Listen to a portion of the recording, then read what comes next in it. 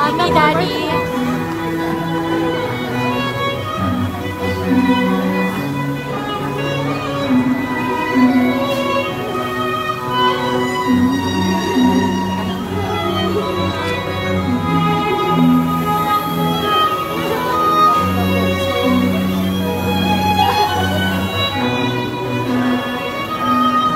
Is not proud.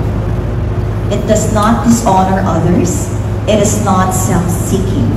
It is not easily angered. It keeps no record of wrongs. Love does not delight in evil, but rejoices with the truth.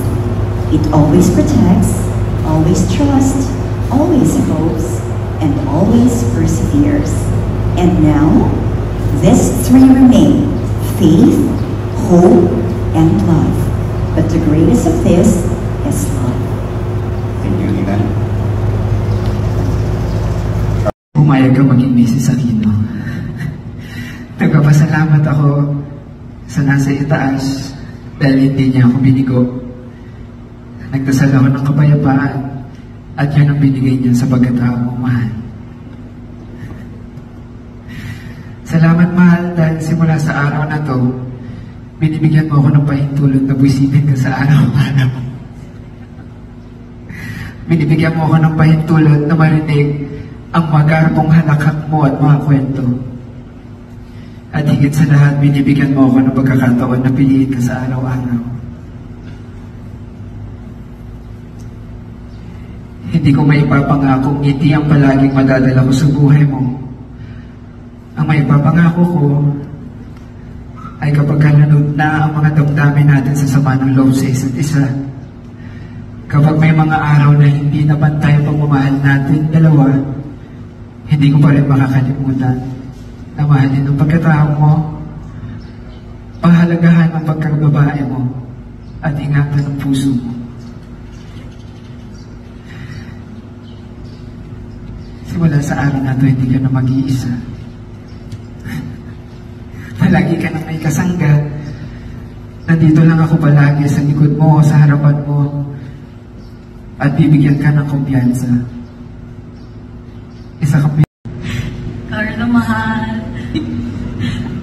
Before kita na-meet, I was just enjoying my life, my career, and my friends.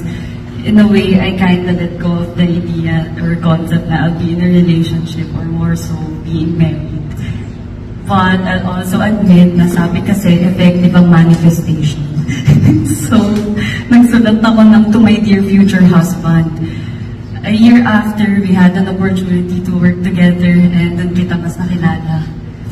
At that time, akala ko nakilala na kita ng Soldier's Heart. Nakita ko nun yung character na responsible ka kasi di ka namin nakasama. Kuyang-kuya ka sa lahat. At lagi ka lang naglalaba or nag-workout. But as I got to know you better, ang lalim pa pala na you have a lot of good qualities na talagang aligned sa na-imagine kung gusto ko makasama sa buhay. Nakita mo yung goals mo, aligned sa goals ko, and yung pagiging family-oriented mo, kung paano mo kami alagaan, and kung paano ka ka-selfless when it comes to your loved ones. At lalo na kung paano ka sa family ko.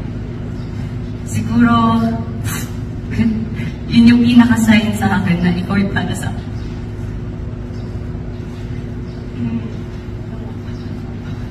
Announce Carlo Jose Liwanag Aquino and April Rose Dizon Matienzo, husband and wife, in the name of the Father, and of the Son, and the Holy Spirit. Amen. Palakpakan muna. We may now address them as Mr. and Mrs. Carlo and April Aquino. Let us all remember that as God is put together, that no man put asunder. Carlo, finally you can kiss the bride.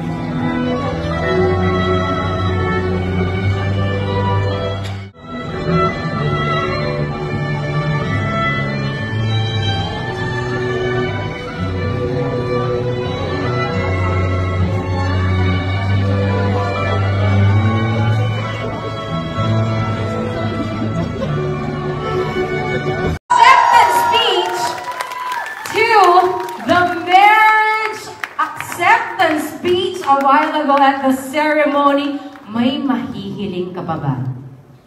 Oo naman. Oo. Marami pa! Kaya syempre, sobrang love ako ni Lord. Yun yung masasabi ko. Oo. You have defined the Webster definition of #blessed, I think. Right? So I think we better see the first kiss on this celebration tonight. Right? You all agree? And how about we cheer them on for the first kiss of this evening, everybody?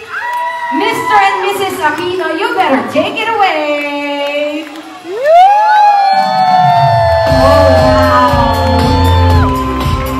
Wow, absolutely beautiful. Thank you, everybody. May please take your seats.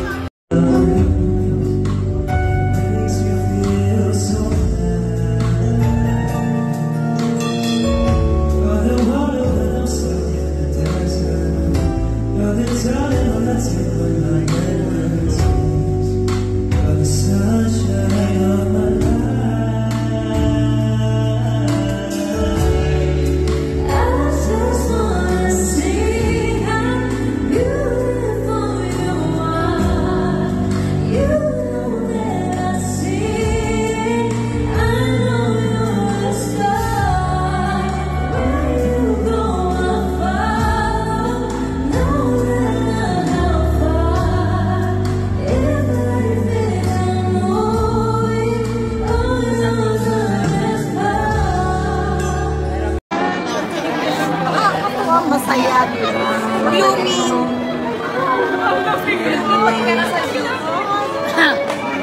Beautiful there. Yes, Nay. Bracelet. Ito ang idol ko dyan. Ikaw, ang dami ni Ibya. Nakita mo ba si Ibya? Ano kayang anak mo yan? Thank you, I love you. I love you. Repal. I love you. Love you. Alright, now we can You're next to me.